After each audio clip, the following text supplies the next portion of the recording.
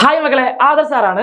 ഇന്ന് നമ്മൾ നോക്കാൻ പോകുന്നത് ഈ ക്വസ്റ്റ്യൻസ് നോക്കാതെ പോയാൽ മാർക്ക് നഷ്ടപ്പെടാൻ കാരണമാവും. അപ്പോൾ ഉറപ്പായിട്ടും നോക്കേണ്ട ചില ക്വസ്റ്റ്യൻസ് ആണ് നമ്മൾ ഇന്ന് പരിചയപ്പെടാൻ പോകുന്നത്. അപ്പോൾ നിങ്ങൾ ഈ വീഡിയോ അവസാനം വരെ കാണുക, കാരണം വളരെ പ്രധാനപ്പെട്ട കുറച്ച് പോർഷൻസ് നമ്മൾ ഇന്ന് കവർ ചെയ്യാൻ പോകാം കേട്ടോ. അപ്പോൾ അടിപൊളിയായിട്ട് നോക്കുക. ക്വസ്റ്റ്യൻസ് ആണ്, ഒരിക്കലും നിങ്ങൾ വിട്ട് കളയാൻ പാടില്ലാത്ത ക്വസ്റ്റ്യൻസ് ആണ് നമ്മൾ എന്ത് ചെയ്യാൻ പോകുന്നത്, നമ്മൾ നോക്കാൻ പോകുന്നത്. നോക്കാം.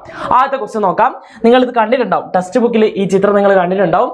താപീയ മേഖലകൾ എന്നൊക്കെ നമ്മൾ പറയൂല്ലേ, ടെമ്പറേറ്റ് സോൺസ് എന്നൊക്കെ നമ്മൾ പറയാറുണ്ട്. അപ്പോൾ ഇത് കൃത്യമായിട്ട് നമ്മൾ അറിഞ്ഞിരിക്കണം, കാരണം പലപ്പോഴും നമ്മളിത് വിട്ടുപോകുന്ന ഒരു പോർഷനാണ്, പക്ഷെ പഠിച്ചിരിക്കണം. ഓക്കെ, നമുക്ക് ഈ ക്വസ്റ്റ്യൻ നോക്കാം. The image provide below is related to thermal zones. Observe the image and identify the thermal zones marked A, B and C and specific the latitude between which they are situated എന്നൊരു ചോദ്യമാണ്. Okay, താഴെ കൊടുത്തിരിക്കുന്ന ചിത്രം താപമേഖലയുമായി ബന്ധപ്പെട്ടതാണ്. ചിത്രം നിരീക്ഷിച്ച് A, B, C എന്നിവ അടയാളപ്പെടുത്തിയിരിക്കുന്ന താപമേഖലകളെ തിരിച്ചറിയുക, അവ സ്ഥിതി ചെയ്യുന്ന അക്ഷാംശങ്ങൾ വ്യക്തമാക്കുക. ഇത്രയാണ് ചോദിച്ചിട്ടുള്ളത്. അപ്പോൾ ഇതൊരിക്കലും നമ്മൾ ആ ചിത്രം കറക്റ്റായിട്ട് നോക്കാതെ അല്ലെങ്കിൽ മനസ്സിലാക്കാതെ നമുക്ക് ഈ ചോദ്യത്തിന്റെ ഉത്തരങ്ങൾ എഴുതാൻ പറ്റില്ല എന്നുള്ളതാണ്. സംഭവം സിമ്പിളായിട്ടൊക്കെ തോന്നുന്നില്ലേ, എ, ബി, സി എന്ന് കണ്ടിട്ട് വളരെ സിമ്പിളായിട്ടൊക്കെ തോന്നും. പക്ഷേ ആ ചിത്രം കറക്റ്റായിട്ട് നമ്മൾ മനസ്സിലാക്കിയിരിക്കണം കേട്ടോ. അപ്പോൾ എന്ത് ചെയ്യുക, ആ ചിത്രം കറക്റ്റായിട്ട് മനസ്സിലാക്കുക എന്നുള്ളത് തന്നെയാണ് ചെയ്യേണ്ടത്. നോക്കുക, ഇതാണ് ചിത്രം. അപ്പോൾ നമുക്കറിയാലോ ഏതൊക്കെ മേഖല ഇവിടെ കൊടുത്തിരിക്കുന്ന 3 മേഖലകളാണ് അല്ലേ. സി കൊടുത്തിട്ടുണ്ട്, ബി കൊടുത്തിട്ടുണ്ട്, സി കൊടുത്തിട്ടുണ്ട് അല്ലേ. ആദ്യം ഒരു ഓറഞ്ച് കളറിൽ, പിന്നെ യെല്ലോ കളറിൽ, പിന്നെ ഒരു ബ്ലൂ കളറിൽ. ഇതാണ് നമ്മൾ കണ്ടുപിടിക്കേണ്ടത്. താഴോട്ട് സെയിം ആണ്, അതുകൊണ്ട് മേലോട്ട് മാത്രം നമ്മൾ നോക്കിയാൽ മതി. അപ്പോൾ നോക്കാം, നമുക്ക് ഏതൊക്കെയാണെന്ന് നോക്കാം. ആദ്യം ടോറിഡ് സോൺ ആണ് വരുന്നത്, അല്ലെങ്കിൽ ഉഷ്ണമേഖല എന്ന് പറയില്ലേ. അതാണ് ആദ്യത്തെ ആ ഒരു ഓറഞ്ച് ഗ്യാപ്പിൽ അല്ലെങ്കിൽ ഇക്വേറ്ററിനോട് അടുത്ത് കിടക്കുന്ന ഏറ്റവും ചൂടുള്ള മേഖല എന്നൊക്കെ പറയുന്ന മേഖല, അല്ലെങ്കിൽ ഈ സൺലൈറ്റ് അല്ലേ, സൺലൈറ്റ് സൂര്യപ്രകാശം ഏറ്റവും ഡയറക്റ്റ് ആയിട്ട് ലഭിക്കുന്ന മേഖല എന്ന് പറയുന്നത് ഈ പോർഷനാണ്. അതുകൊണ്ടാണ് ടോറിഡ് സോൺ ആയിട്ട് മാറിയത്, ഉഷ്ണമേഖലയായിട്ട് മാറിയത്. നമുക്ക് അറിയുന്ന കാര്യമാണ്, വെർട്ടിക്കലായിട്ട് പതിക്കുന്ന സ്ഥലമാണ്. അതേസമയം തൊട്ട് മുകളിൽ നമുക്ക് എന്ത് കാണാം, ഉത്തര മിതോഷ്ണ മേഖല എന്ന് പറഞ്ഞൊരു ഭാഗം കാണാം, നോർത്ത് ടെമ്പറേറ്റ് സോൺ കാണാം.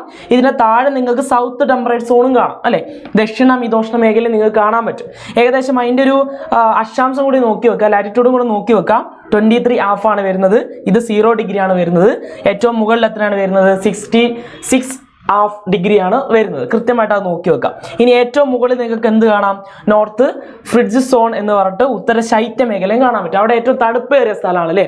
അവിടെ എന്താ സൂര്യപ്രകാശത്തിന്റെ അവസ്ഥ, അധികം ഒന്നും സൺലൈറ്റ് കിട്ടാത്ത സ്ഥലമാണ്. കാരണം ചരിഞ്ഞ് പതിക്കുന്ന സ്ഥലമായിട്ട് നമുക്ക് അതിനെ കണക്ക് കൂട്ടാം അല്ലെ. വലിയ രീതിയിൽ എന്ത് കിട്ടുന്നില്ല, സൂര്യപ്രകാശം ലഭിക്കുന്നില്ല, സൺലൈറ്റ് ലഭിക്കാത്ത സ്ഥലമായിട്ട് നമുക്ക് അതിനെ പറയാൻ പറ്റും. അപ്പോൾ ഇത് കൃത്യമായിട്ട് എന്ത് ചെയ്യണം, മക്കൾ പഠിച്ചേക്കണം. ഒന്നാമതായിട്ട് torrid zone, north temperate zone, north fridge zone അല്ലെ. ഉഷ്ണമേഖല, ഉത്തര മിതോഷ്ണ മേഖല, ഉത്തര ശൈത്യ മേഖല. ഇത് കൃത്യമായിട്ട് എന്ത് ചെയ്യണം, മക്കൾ മനസ്സിലാക്കിയിരിക്കണം. പഠിക്കാതെ പോകരുത്, മാർക്ക് നഷ്ടപ്പെടാൻ കാരണമാകും. അടുത്തൊരു ക്വസ്റ്റ്യൻ നോക്കുക. Explain global pressure zone. Why is low pressure formed in the subpolar region. ആഗോള മർദ്ദ മേഖലയെ കുറിച്ച് വിശദീകരിക്കുക. എന്തുകൊണ്ടാണ് ഉപദ്രവീയ മേഖലയിൽ ന്യൂനമർദ്ദം രൂപപ്പെടാനുള്ള കാരണം എന്നുള്ളതാണ് ചോദ്യം. അപ്പോൾ ഇത് കൃത്യമായിട്ട് ആദ്യം മനസ്സിലാക്കേണ്ടത് നേരത്തെ പറഞ്ഞ തന്നെ ഒരു ചിത്രം തന്നെയാണ് അല്ലേ. ഈ ചിത്രം കറക്റ്റായിട്ട് മനസ്സിലാക്കുക. എവിടേക്കാണ് നമ്മൾ പഠിക്കുന്ന ആ പ്രഷർ ബെൽറ്റുകൾ, മർദ്ദ മേഖലകൾ എവിടെയൊക്കെയാണെന്നുള്ള കാര്യം കൃത്യമായിട്ട് മനസ്സിലാക്കുക. ആദ്യം നോക്കാം, മധ്യരേഖ ന്യൂനമർദ്ദ മേഖലയാണ് അല്ലേ. ഇക്വറ്റോറിയൽ ലോ പ്രഷർ ബെൽറ്റ് ആണ്, ലോ പ്രഷർ ബെൽറ്റ് ആണ്, ന്യൂനമർദ്ദ മേഖലയാണ്. എന്തുകൊണ്ടായിരിക്കും, സൺലൈറ്റ് വെർട്ടിക്കലായിട്ട് പതിക്കുന്ന സ്ഥലമായതുകൊണ്ടാണ്, ലംബമായിട്ട് സൂര്യപ്രകാശം കിട്ടുന്ന സ്ഥലമായതുകൊണ്ട് അവിടെ നല്ല ചൂടായിരിക്കും. അതുകൊണ്ട് തന്നെ അവിടുത്തെ വായു എന്ത് ചെയ്യും, വികസിച്ച് മുകളിലോട്ട് ഉയരുകയാണ് ചെയ്യുക. അതുകൊണ്ട് അവിടെ ന്യൂനമർദ്ദ മേഖലയായിരിക്കും, ലോ പ്രഷർ ബെൽറ്റ് ആയിരിക്കും എന്ന് നമുക്കറിയാം. അതിന്റെ തൊട്ട് മുകളിൽ ഉപോഷ്ണ ഉച്ചമർദ്ദ മേഖലയുണ്ട് അല്ലേ, sub tropical high pressure belt ഉണ്ട്.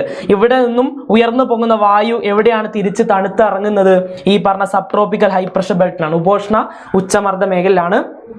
അതിന്റെ തൊട്ട് മുകളിൽ ഉപദ്രവീയ ന്യൂനമർദ്ദ മേഖല കാണാൻ പറ്റും, സബ്പോളാർ ലോ പ്രഷർ ബെൽറ്റ് കാണാൻ പറ്റും അല്ലേ. അവിടെ നമുക്കറിയാം സൂര്യപ്രകാശം അധികം ലഭിക്കുന്ന സ്ഥലമൊന്നല്ല, അവിടെ നല്ല തണുത്ത മേഖലയാണ്.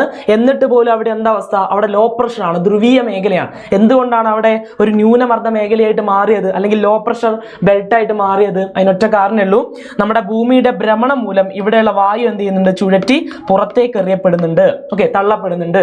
അതുകൊണ്ട് തന്നെ എന്തായിട്ട് മാറുന്നു, അവിടെ വായു കുറവാണ് നമുക്ക് കാണാൻ പറ്റുക. അത് ലോ പ്രഷർ ബെൽറ്റ് ആയിട്ട് നിൽക്കുന്നു എന്നുള്ളതാണ്, ന്യൂനമർദ്ദ മേഖലയായിട്ട് നിലനിൽക്കുന്നു എന്നുള്ളതാണ്.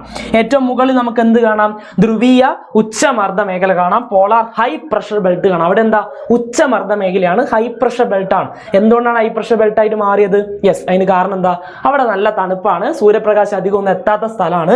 അതുകൊണ്ട് തന്നെ അവിടെ എന്താണ്, നല്ല തണുത്ത റീജിയൻ ആണ്, മഞ്ഞുറഞ്ഞു കിടക്കുന്ന പ്രദേശമാണ് അല്ലെ. ധ്രുവീയ മേഖലകൾ നമ്മൾ പഠിച്ചിട്ടുണ്ട്. ഓക്കെ, ഇത് മാത്രം പഠിച്ചാൽ നിങ്ങൾക്ക് കിട്ടാൻ പോകുന്നത് ചിലപ്പോൾ 6 മാർക്ക് കയറും കേട്ടോ. എസ്എ ക്വസ്റ്റ്യൻ ഒക്കെ ചോദിക്കാൻ ചാൻസ് ഉള്ള ഒരു പാർട്ടാണ് ഇത്, പഠിച്ചു വെക്കുക. ഓക്കെ, അടുത്ത നമുക്ക് നോക്കാം. അടുത്തത് ഒരു ചിത്രം വെച്ചിട്ടുള്ള ചോദ്യം തന്നെയാണ്. A diagram related to the permanent winds is given.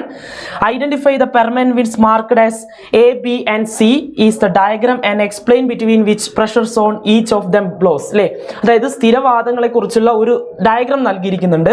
ഡയഗ്രത്തിൽ A B C എന്നിങ്ങനെ അടയാളപ്പെടുത്തിയിരിക്കുന്ന സ്ഥിരവാദങ്ങളെ തിരിച്ചറിയുകയും അവ ഓരോന്നും ഏതൊക്കെ മർദ്ദ മേഖലകൾക്കിടയിലാണ് വീശുന്നതെന്നും വിശദീകരിക്കുകയും ചെയ്യുക എന്നുള്ളതാണ് പറഞ്ഞിട്ടുള്ളത്. അപ്പോൾ ഇതാണ് ചിത്രം. നിങ്ങൾ ടെക്സ്റ്റ് ബുക്ക് കണ്ടിട്ടുണ്ടാവും. ഇതും പലപ്പോഴും നിങ്ങൾ സ്കിപ്പ് അടിക്കാനുള്ള സാധ്യതകളുള്ള ഒരു ചോദ്യമാണ്. അടിക്കരുത്, കാരണം എന്താ, ഇത് വളരെ ഇമ്പോർട്ടൻ്റ് ആണ്. വളരെ ഇമ്പോർട്ടൻ്റ് ആയിട്ടുള്ള ചോദ്യമാണ് സ്ഥിരവാദങ്ങൾ, പെർമനന്റ് വിൻസിനെ കുറിച്ചുള്ള ചോദ്യം. അപ്പോൾ ഇത് കറക്റ്റായിട്ട് പഠിച്ചിരിക്കണം. അപ്പോൾ 3 ഭാഗങ്ങൾ നമുക്ക് കാണാൻ പറ്റും. നേരത്തെ കണ്ട ഒരു ഇക്വേറ്ററിന്റെ ഭാഗത്ത് ഭൂമധ്യരേഖയുടെ പ്രദേശത്തിന്റെ അടുത്ത് നിങ്ങൾക്ക് എ എന്ന് അടയാളപ്പെടുത്തി കാണാൻ പറ്റും. അതിന്റെ മുകളിൽ ബി കാണാൻ പറ്റും. ഏറ്റവും മേലെ എന്ത് കാണാൻ പറ്റും? സി കാണാൻ പറ്റും. അപ്പോൾ ഇത് നമ്മൾ നേരത്തെ പഠിച്ച പ്രഷർ സോണുമായിട്ട് ബന്ധപ്പെട്ട് കിടക്കുകയാണ്. അപ്പം നമുക്കറിയാം പ്രഷർ സോൺ, നിങ്ങൾ കൃത്യമായിട്ട് മനസ്സിലാക്കുക. പ്രഷർ സോൺ അല്ലെങ്കിൽ പ്രഷർ ബെൽറ്റുകൾ, മർദ്ദ മേഖലകൾ ഉണ്ടായി വരുന്ന ഹൈ പ്രഷറും ലോ പ്രഷറും ആണ് അല്ലെ, ഉച്ചമർദ്ദവും ന്യൂനമർദ്ദമാണ്. അപ്പൊ എങ്ങനെയാണ് വായു സഞ്ചരിക്കുന്നുണ്ടാവുക? ഹൈ പ്രഷറിൽ നിന്ന് ലോ പ്രഷറിലേക്കാണ് അല്ലെ, ഉച്ചമർദ്ദത്തിൽ നിന്ന് ന്യൂനമർദ്ദത്തിലേക്കാണ്. അപ്പൊ അത് മാത്രം നിങ്ങൾ എന്ത് ചെയ്യുക, ആദ്യത്തെ ആ തിയറി കറക്റ്റ് ആയിട്ട് ആലോചിച്ച് വെക്കുക. അപ്പൊ നമുക്ക് കാണാൻ പറ്റും, നേരത്തെ നമ്മൾ എടുത്ത ഇത് വെച്ചിട്ട് നമുക്ക് അടയാളപ്പെടുത്തി നോക്കാം. അപ്പോൾ മധ്യരേഖ ന്യൂനമർദ്ദ മേഖല ഇക്വറ്റോറിയൽ ലോ പ്രഷർ ബെൽറ്റ് ആണ്. അപ്പോൾ അവിടേക്ക് എവിടെ നിന്നായിരിക്കും കാറ്റ് വരിക? ഉറപ്പായിട്ടും ഉപോഷ്ണ ഉച്ചമർദ്ദ മേഖലയിൽ നിന്നായിരിക്കും, സബ് ട്രോപ്പിക്കൽ ഹൈ പ്രഷർ ബെൽറ്റിൽ നിന്നായിരിക്കും കാറ്റ് വരുന്നുണ്ടാവുക. ഒന്നാമത്തെ കാറ്റ്.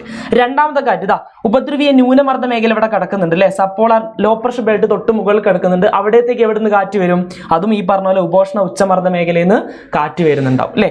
ഇനി അതേപോലെ തന്നെ ഇതാ ഉപദ്രവീയ ന്യൂനമർദ്ദ മേഖലയിലെ അവിടെ നിന്നും എങ്ങോട്ടേക്ക് കാറ്റ് വരുന്നുണ്ടാവും? ഇങ്ങോട്ടേക്ക് കാറ്റുകൾ വരുന്നുണ്ട്. അപ്പൊ ഇത്രയും 3 കാറ്റുകൾ നമ്മൾ എന്ത് ചെയ്യണം? പഠിച്ചിരിക്കണം. അത് ഏതൊക്കെ കാറ്റുകളാണെന്നുള്ളതാണ് നമ്മൾ പറയാൻ പോകുന്നത്.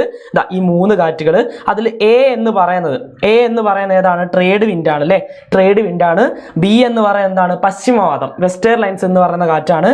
സി എന്ന് പറയുന്നത് എന്താണ്? ധ്രുവീയ വാദങ്ങൾ, പോളാർ വിൻസ് എന്ന് പറയുന്ന കാറ്റാണ്. ഇതാണ് പെർമനന്റ് വിൻസ് എന്ന് പറയുന്നത്. ഇത് കൃത്യമായിട്ട് എന്ത് ചെയ്യണം മക്കൾ?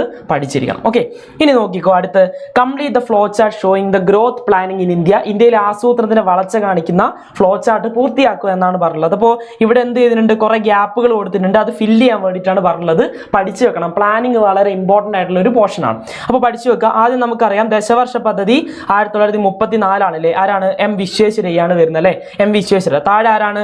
നാഷണൽ പ്ലാനിംഗ് കമ്മിറ്റി വരുന്നുണ്ട് 1938. ആരാളുള്ളത്? ജവഹർലാൽ നെഹ്റു ഉള്ളത്. അവിടെ നമ്മൾ നാഷണൽ പ്ലാനിംഗ് കമ്മീഷൻ എന്നുള്ളതാണ് അവിടെ ഫില്ല് ചെയ്യേണ്ടത്. ഇനി മൂന്നാമത്തെ എന്താ ഫില്ല് ചെയ്യേണ്ടത്?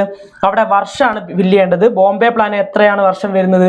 1944ലാണ്, 1944ലാണ്. പിന്നെ ഗാന്ധിയൻ പ്ലാൻ വരുന്നു 44 തന്നെയാണ്, അതും സെയിം ഇയർ ആണ് വരുന്നത്. പിന്നെ പീപ്പിൾസ് പ്ലാൻ ആണ് വരുന്നത് 1945. ആരാണ്? എം എൻ റോയ് ആണ് വരുന്നത്. ലാസ്റ്റ് എന്തിലേക്ക് വരുന്നു? പ്ലാനിംഗ് കമ്മീഷനിലേക്ക്, 1950 പ്ലാനിംഗ് കമ്മീഷനിലേക്ക് നമ്മൾ വരുന്നു. ഇത്രയാണ്. ഓക്കെ, അപ്പൊ ഇതൊന്നും നിങ്ങൾ എന്ത് ചെയ്യണം? സ്കിപ്പ് ചെയ്യാതെ പഠിക്കേണ്ട ഏറ്റവും പ്രധാനപ്പെട്ട പോർഷൻസ് ആണ്. ഒരിക്കലും സ്കിപ്പ് ചെയ്യരുത്, കാരണം മാർക്ക് നഷ്ടപ്പെടാൻ കാരണം. അപ്പൊ അടിപൊളിയായിട്ട് പഠിക്കുക. നമുക്ക് വീണ്ടും കാണാം. വീണ്ടും കാണുന്നവരേക്കും ബൈ.